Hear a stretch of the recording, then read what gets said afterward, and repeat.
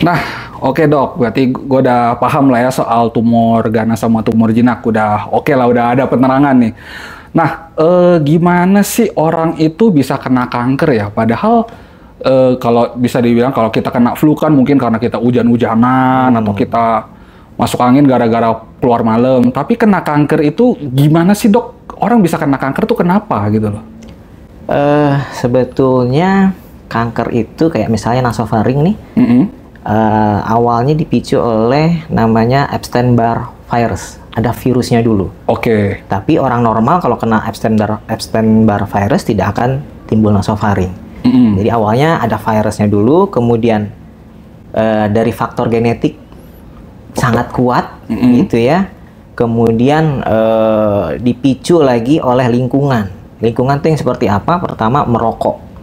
Merokok ya, merokok, kemudian makan yang bakar-bakaran dari makanan, junk food, berpengawet, yang asin, ikan asin maksudnya ya, terus alkohol misalnya itu salah satu pemicu.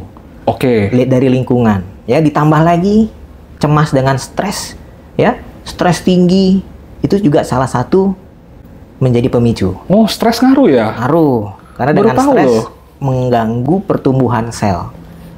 Jadi buat orang-orang yang sering stres nih, nggak boleh stres ya, harus ini ya, harus pikir positif terus ya, soalnya kanker ternyata bisa dipacu kayak begitu ya. Betul. Itu hal simple loh dok, itu simple banget tapi... Ya, banyak ada orang yang, saya lifestyle saya baik-baik saja, saya olahraga teratur, makan juga dijaga, tapi kok kenapa ada kanker? Ada pertanyaan begitu, saya nggak ngerokok, tapi saya kena kanker, ada pasien saya gitu. Iya, dia nggak ngerokok, nggak minum, kayaknya sehat-sehat aja di olahraga, tapi stres ya? Biasanya dipicu oleh stres, ya mungkin kurang istirahat, pekerjaannya overload, tapi ditunjang juga sama genetik sebetulnya.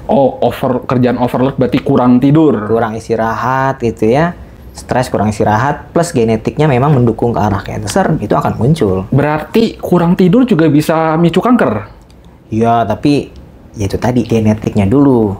Jadi ntar jangan sampai semua orang kurang tidur jadi kanker. Enggak, tetap genetik. Tapi tetap ya, berarti kombinasi dari pola makan, dari stres kita, dari lingkungan kita tuh berpengaruh berarti ya? Berpengaruh, tapi yang paling penting adalah adanya genetik, faktor genetik, dan virus tadi juga salah satu pemicu juga.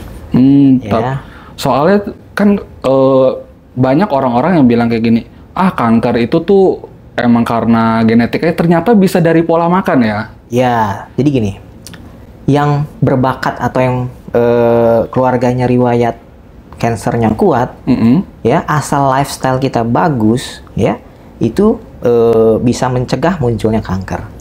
Gitu. Tapi kalau gini dok, kalau waktu itu kan saya itu kena kanker itu dari pola makan kalau menurut saya ya, karena pola makan saya jelek. Tapi yang saya baru tahu itu tentang ini loh, stres loh. Ya. Jadi emang sih aku ngerasa dulu juga pas kerja tuh banyak stres juga. Ternyata seperti itu ya dok ya? Iya, karena regenerasi sel sehat itu tidak terjadi, iya kan? Nah. Ini pengetahuan paling basic sih yang harus orang-orang tahu nih, karena kanker itu sekarang udah mulai merajai di umur 30-an, 20-an malah sekarang udah. Saya bingung loh, bisa orang kena kanker loh di umur 20-an. Iya, itu dia. Jadi banyak multifaktorial deh kalau kanker tuh. Ya, dia seperti ini, yin and yang. Kanker itu sel jahat, ya lawan sel baik. Jadi kalau sel baiknya lebih banyak daripada sel jahat, si kanker ini nggak akan muncul. Tapi kalau sel baiknya lebih sedikit daripada sel jahat, dia akan bermanifest. Terserah mau di mana aja, nasofaring atau payudara, dia akan muncul. Jadi usahakan perbanyak sel sehat. Gimana caranya? Lifestyle, makan yang sehat, ya kan, olahraga yang cukup, itu salah satu cara untuk memperbanyak sel sehat. Gitu. Jadi ya kadang-kadang pertanyaan yang kayak gini-gini dok harus ditanyain. Saya malah baru tahu loh, stres itu bisa bikin memacu juga loh kalau nggak dikelola dengan baik ya. Karena kan dengan stres, sel jahatnya akan lebih banyak daripada sel sehat. Oke. Jadi akan bermanifest.